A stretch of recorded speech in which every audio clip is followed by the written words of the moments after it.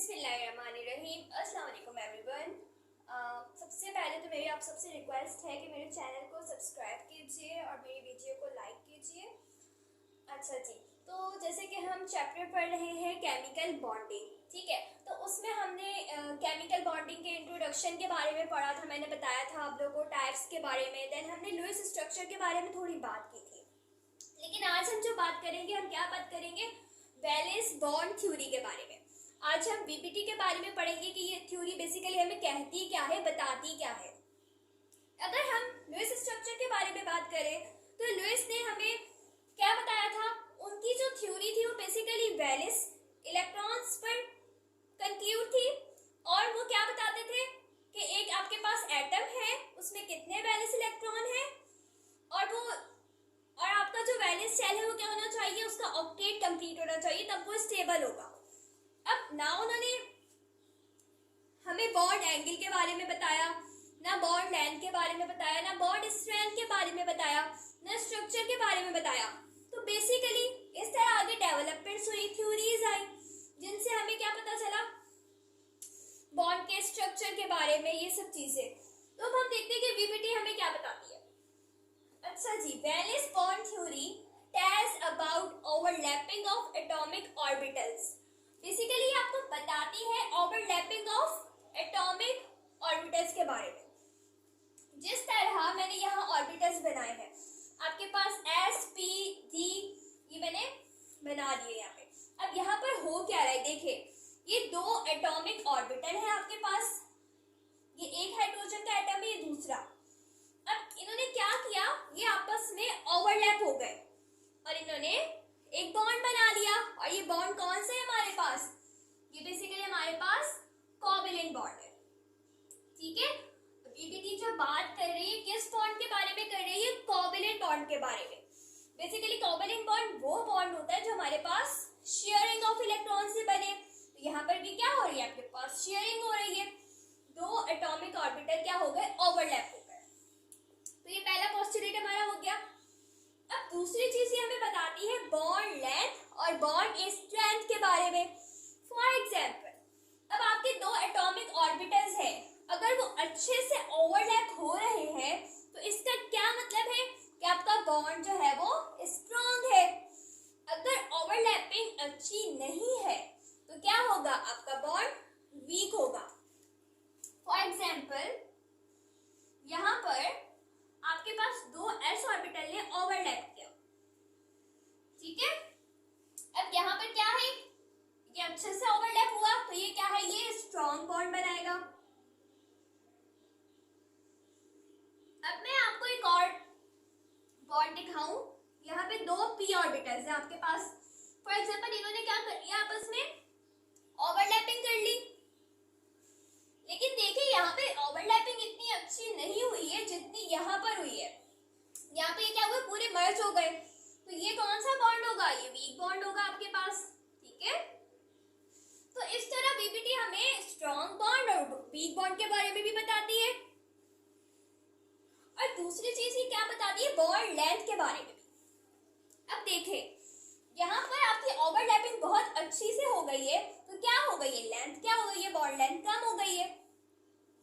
अब यहाँ पर ओवरलैपिंग की जब अच्छी नहीं हुई तो बॉन्ड लेंथ क्या होगी? आपके पास ज्यादा होगी, ठीक है। ओके, अब तीसरा पोस्टुलेट आपसे कहता है कि only half filled orbital with opposite spin can overlap. मतलब आपके जो ऑर्बिटल्स हैं, पहला तो उन्हें हाफ फिल होना चाहिए। फॉर एग्जांपल, ये आपके पास एक एस ऑर्बिटल है, इस पे कितने इलेक्ट्रॉन होते हैं? दो। एक यहाँ पर, ऐसे दो इलेक्ट्रॉन होते हैं विद अपोजिट स्पिन। अभी ये क्या है? अभी ये फुल फील्ड है, लेकिन ओवरलैपिंग के लिए क्या होना चाहिए? ये हाफ फील्ड होना चाहिए। मतलब इसमें एक इलेक्ट्रॉन होना चाहिए। जैसे यहाँ पर मैंने शो किया, अभी यहाँ पर क्या है? आपके पास एक इलेक्ट्रॉन है, हाफ फिल हो गया ये, तो ये ओवरलैपिंग कर सकता है। अब अपोजिट स्पिन का क्या मतलब है? कि जो दो एटॉमिक ऑर्बिटल आपस में मिल रहे हैं उनकी स्पिन अपोजिट होनी चाहिए। फॉर एग्जांपल, इनकी ओवरलैपिंग नहीं हो सकती। क्यों? क्योंकि देखिए इनकी स्पिन क्या है?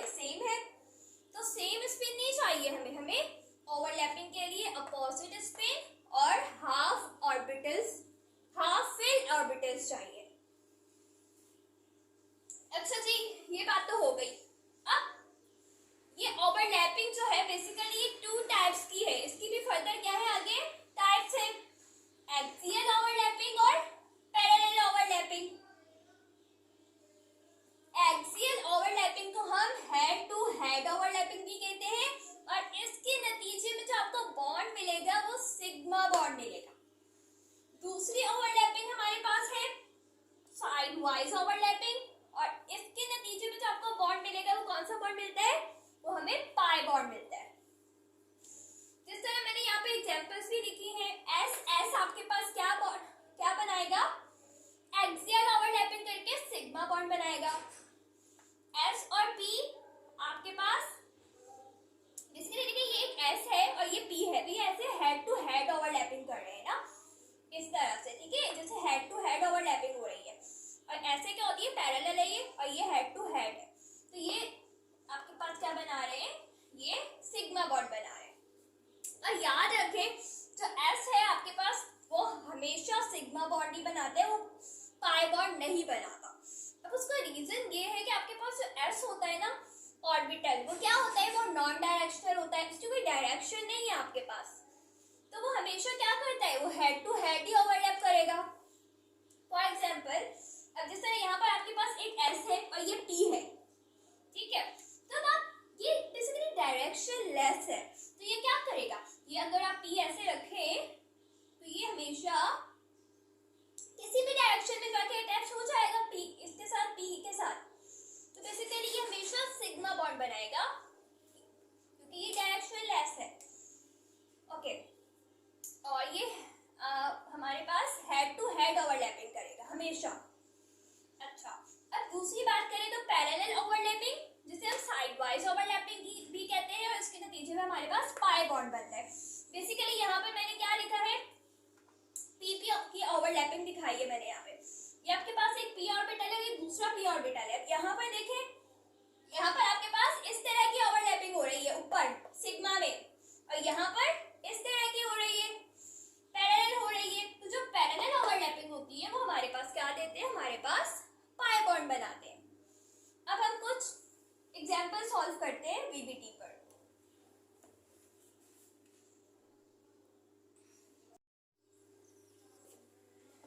अच्छा जी, अब यहाँ पे मैंने कुछ एग्जांपल्स लिए, इनके हम वैलेंस स्ट्रक्चर देखते हैं, ठीक है, स्ट्रक्चर कैसे बनते हैं वो देखते हैं। सबसे पहले तो ये है पता होना चाहिए कि आपको, अब आपके पास ये एक मॉलिक्यूल है, for example HF hydrogen fluoride, तो इसमें जो ओवरलैपिंग होगी वो कौन से ऑर्बिटल्स होंगे इन्वॉल्व, जो कि हाफ फील्ड है आपके पास, और उनकी स्पिन भी क्या होनी चाहिए, अपोजिट होनी चाहिए। अब ये देखें, यहाँ पर एक हाइड्रोजन है, हाइड्रोजन में हमें पता है हमारे पास एक इलेक्ट्रॉन होता है, ठीक है, तो इसलिए यहाँ पे ऑर्बिटल में कितने इलेक्ट्रॉन है, एक इलेक्ट्रॉन है। और अब यहाँ पर फ्लोरीन को देखें तो इसका एटॉमिक नंबर जो है वो 9 है, लेकिन इसमें यहाँ पर देखें ये टोटल कितने इलेक्ट्रॉन है, 9 है, 1 2 3 4 5 6 7 8 9, लेकिन यहाँ पर अनपेयर कितना है जो कि ओवरलैपिंग करेगा, वो सिर्फ एक इलेक्ट्रॉन है। तो यहाँ पर इस तरह हमारे पास H और F की ओवरलैपिंग होती है और ये आपस में सिग्मा बॉन्ड बना लेते हैं। जैसे कि हमारे पास 1s ऑर्बिटल हमें पता है स्फेरिकल होता है इस तरह से, और ये आपके पास क्या है, ये फॉर एग्जांपल ये आपके पास px है, ये py है और ये pz है। pz में आपके पास कितने इलेक्ट्रॉन है, देखिए px फुल है, py भी फुल है और pz में एक इलेक्ट्रॉन है। तो बेसिकली आपका जो एक इलेक्ट्रॉन है और यहाँ पर जो आपका एक इलेक्ट्रॉन है, ये क्या करेंगे, आपस में ओवरलैपिंग करेंगे, और ये कौन सा बॉन्ड बना रहे हैं, सिग्मा बॉन्ड, क्योंकि मैंने आपको बताया है कि जो s ऑर्बिटल है वो हमेशा क्या बनाएगा, वो सिग्मा बॉन्ड बनाएगा। अब यहाँ पर आप F2 की बात करते हैं। अब यहाँ पर भी देखिए इसके एटॉमिक जो ऑर्बिटल है ओवरलैप करेगा, उसमें कितने इलेक्ट्रॉन है, एक, और यहाँ पर भी 1, सेम इसी तरह। अब ओवरलैपिंग देखिए कैसी हो रही है, आपके पास एक पी ऑर्बिटल आपका फुल है, दूसरा भी फुल है। अब जो आपका तीसरा है ना, बेसिकली ये दोनों क्या करेंगे, आपस में ओवरलैपिंग करेंगे। तो यहाँ पर ये देखें, ये आपस में क्या कर रहे हैं, ओवरलैप, इसका एक इलेक्ट्रॉन था और इसका दूसरा इलेक्ट्रॉन, तो बेसिकली इन्होंने क्या कर ली, हेड टू हेड ओवरलैपिंग कर ली, ठीक है। एक बात मैं लास्ट में बताना चाहूंगी, देखिए यहाँ पर जैसे मैंने p x y और z रखा है, अब जरूरी नहीं है कि आप इसी को x बोले, इसी को y बोले और इसी को z बोले, ठीक है, ये चीज जरूरी नहीं होती है, ओके, क्योंकि देखिए आपके इलेक्ट्रॉन एक जगह फिक्स तो नहीं होते ना। फॉर एग्जांपल अब यहाँ पर आपका इलेक्ट्रॉन है,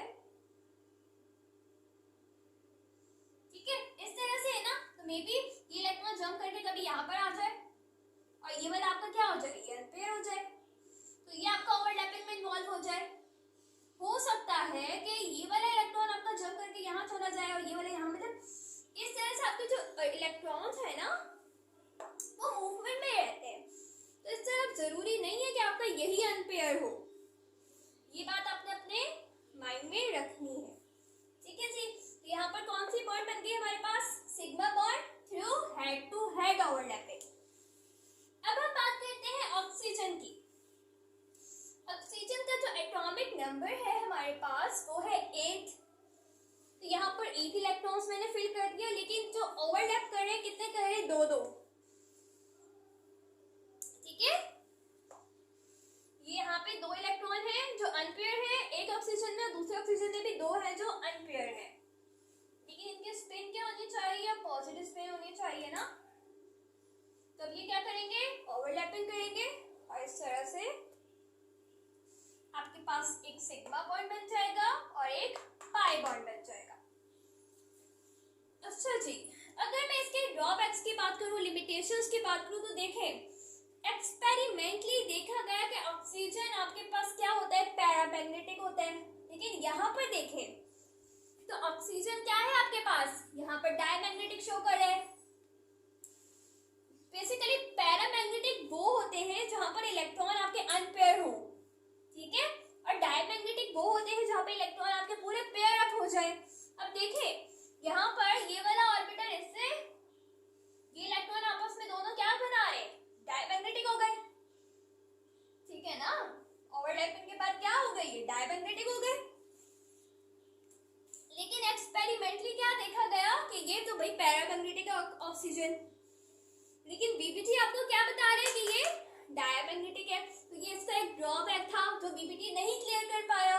फिर हमारे पास एमओटी आया, उसने हमें ये बात क्लियर की। तो ये बेसिकली कुछ ड्रॉबैक्स थे जिस वजह से लिमिटेशंस बेसिकली बीबीटी की। ठीक है, फॉर एग्जांपल अगर मैं CH4 की एग्जांपल लूं, अब जो बीबीटी है वो हमें इसकी टेट्रावैलेंसी भी नहीं बता पाया। एक्सपेरिमेंटली देखा गया तो हमारे पास CH4 का जो बॉन्ड एंगल है वो था 109। ठीक है, लेकिन बीबीटी आपको ये नहीं क्लियर कर पाया। कैसे, देखें कार्बन में हमें पता है हमारे पास कितने इलेक्ट्रॉन होते हैं, कार्बन में हमारे पास 6 इलेक्ट्रॉन्स हैं, 1s 2s 2p।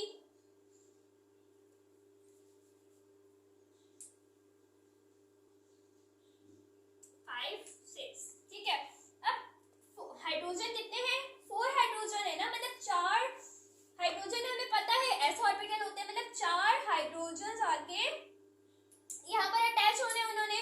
तो बेसिकली यहाँ पर होगा क्या, देखिए यहाँ पर तो आपके पास 2 ही अनपेयर है, ठीक है ना, तो मतलब ये 2 बॉन्ड बना सकता है, लेकिन आपको बॉन्ड कितने बनाने, 4।